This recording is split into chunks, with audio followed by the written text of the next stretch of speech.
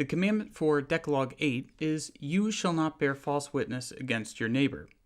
Decalogue 8 is similar to 7 in that it deals with the repercussions of a decision made in the past. With 8, the decision happened 40 years before the start of the episode. Poland, 1943. Time is running out. A 6-year-old Elżbieta waits for Zofia to get her baptized and hid away with the family in order to save her from being sent to a concentration camp. Zofia tells her that she cannot help her. The reason we're given at the beginning is that although she wants to save Elżbieta's life, she cannot bear false witness against her own faith. Fast forward 40 years. Zofia is a highly respected professor of ethics at a university, and an adult Elżbieta visits the university to sit in on her class. We learn that the two women have garnered quite a friendship over the years, partially due to Elżbieta acting as the main translator of Zofia's works in English, as Elżbieta lives in the US now. However, Zofia doesn't know that Elżbieta was that 6-year-old girl she refused to help. And really, the audience doesn't quite either, but we know that something isn't quite right. We get into the ethics class, where Kieślowski spoils the plot of Decalogue 2. So, most Decalogues can be watched out of order and still enjoyed. But I would say that you need to watch Decalogue 2 before 8. And before 5, for that matter. In 8, they discuss the ethical quandary of 2, and Zofia says that the only thing that matters is that the baby lived. This prompts Elżbieta to raise her hand and propose a new ethical dilemma for the class. Zofia allows her to talk, and Elżbieta recounts her story as a 6-year-old on the run from the Nazis.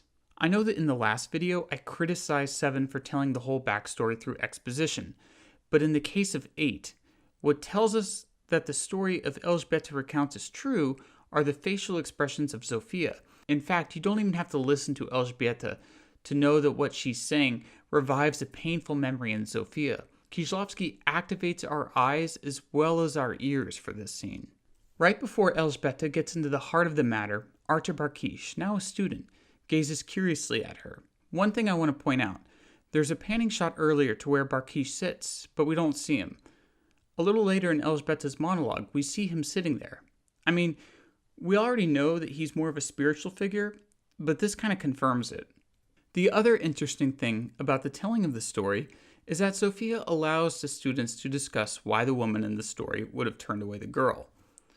Immediately, a student sees through the moral reasoning that the woman didn't want to bear false witness. Another student suggests that the decision was instead made out of fear. What this shows is that Elżbieta only has her one perspective, that we haven't heard the whole story yet. After this revelation, the relationship between Zofia and Elżbieta changes. Elżbieta's testimony brings both joy and shame to Zofia. Joy that she's alive, but shame that she didn't save her.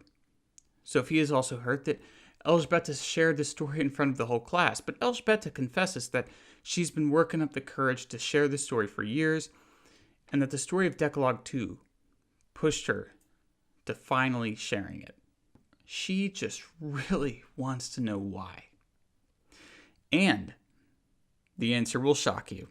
Actually, no, the answer is quite simple. Intelligence suggested that the man who wanted to take Elżbieta was Gestapo. They didn't want him tracing everything back to them and arresting their whole branch of the resistance.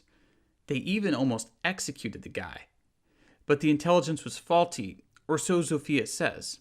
So, in the moment 40 years ago, she thought she was making the right decision, even if she wasn't. So the kind of decision that she had to make was, do I save one person or do I save a group of people?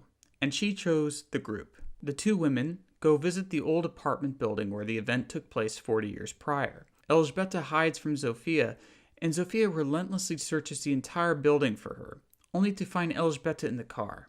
Elżbieta's motives for hiding are twofold, in my opinion. One, she didn't want to actually confront the apartment, and two, she wants Zofia to feel abandoned, like how she felt abandoned by her as a child. But Zofia is abandoned.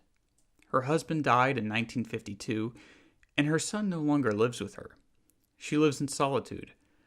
Every morning she jogs and exercises. In the day she teaches, ethics nonetheless. She lives like a monk.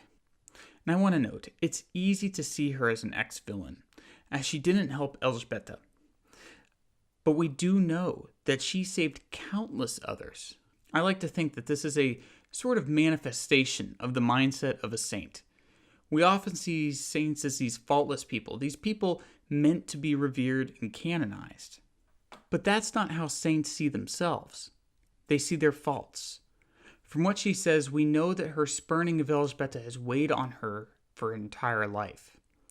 She might have saved 1,000 people, but the only one she remembers is the one she couldn't save. A saint may do 1,000 good deeds, but they remember their one sin.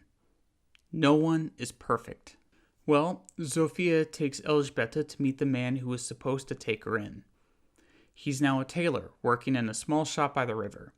He refuses to talk to Elżbieta about the war, instead deflecting to ask her what kind of coat he could make her. He won't give her any closure. After she leaves, he looks out the window and sees Elżbieta with Zofia. He feels something, but he doesn't give us closure either. Now I want to point out that my girlfriend noticed something. The magazine the tailor shows her is German, and he mentions that he got it a long time ago from a friend. The magazine was popular in Europe at the time, so my girlfriend caught it immediately, although I didn't pay any attention to it. Is this Kieślowski hinting that he was Gestapo? Possibly. We can only guess. He doesn't give us a resolution. And really, for something like this, can there ever be a resolution?